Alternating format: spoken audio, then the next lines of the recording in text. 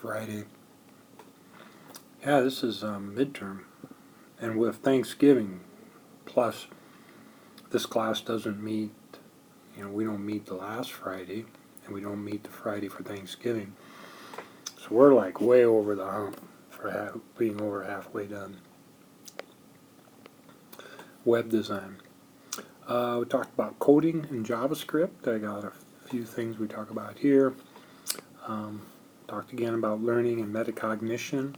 Gave some options of where you can get more information.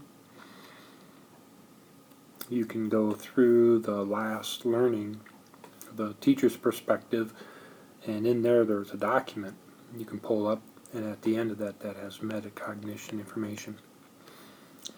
We reviewed a little bit and talked a little bit about videos and images. Took assessment, part 1, and when they worked on their websites.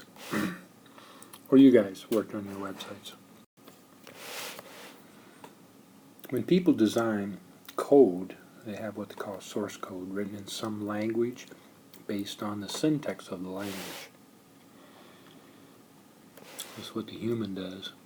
And then that code can be converted into an object code, something the machine understands. It's compiled or interpreted. Then this code can pull in other code from libraries, that's code libraries, and then create an executable. And sometimes you'll see, for example,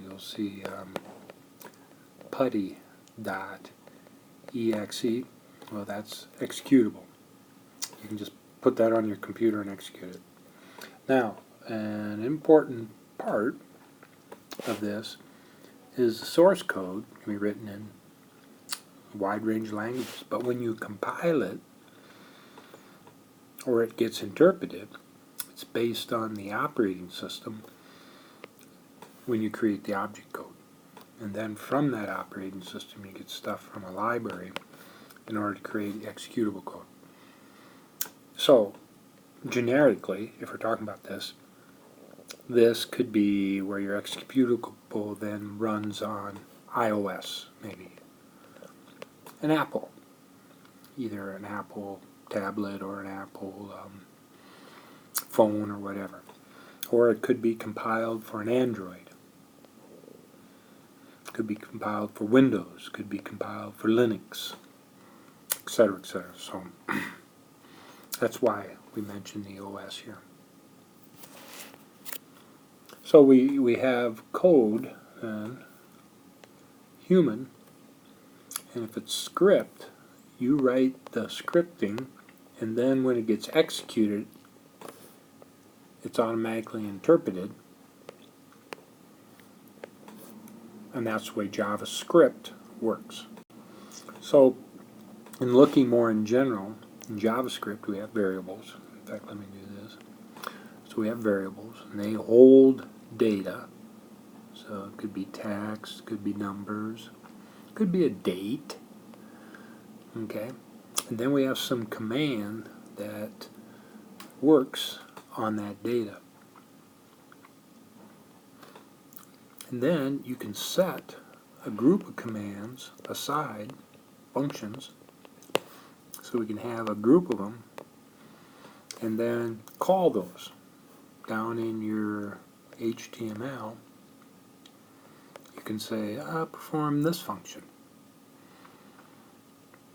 And then later on, in another place, you can ask it to perform that same one again. That kind of is what happens when we link in other software. We can link something in, for example, for a lot of software you can link in a way to sort some data. Put it in some particular order.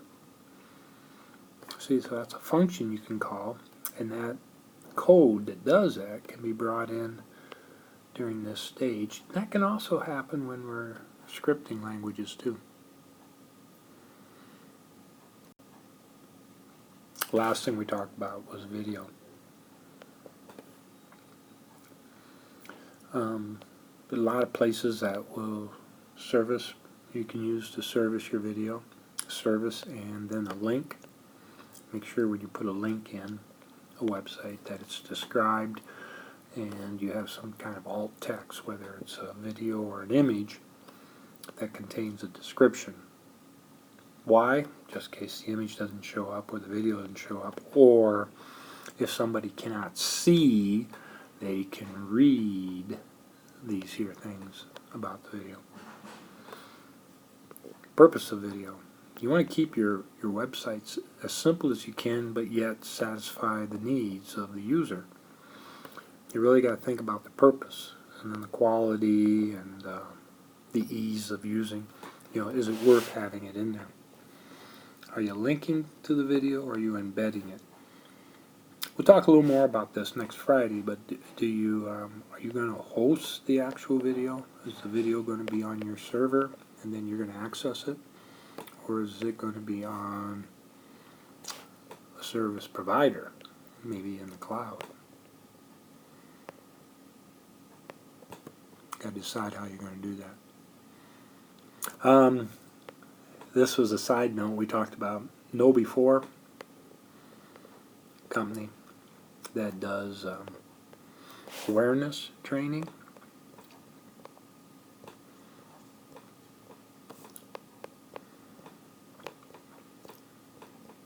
This is for security, making people aware of the problems and then watching for them. And they did a whole section on deepfake. This is where you using AI, artificial intelligence, and machine learning, you can get a really good depiction of somebody doing something and it's not really them. Like one of the examples I've heard recently, a CEO's voice, the audio, and they could change what he says, or what she says. They can change that, but yet it sounds just like the real CEO, like telling somebody in finance to transfer some funds. It's crazy. Can be done for video. You can get people, it looks like you can take a video and use software. You can actually download it from GitHub that allows you to take a video, break it all apart, and then put your own words in the person's voice in the video. So it really looks like a real video of somebody saying something, but it's not. Deep fakes. It's interesting. All right. Well, that is it for today.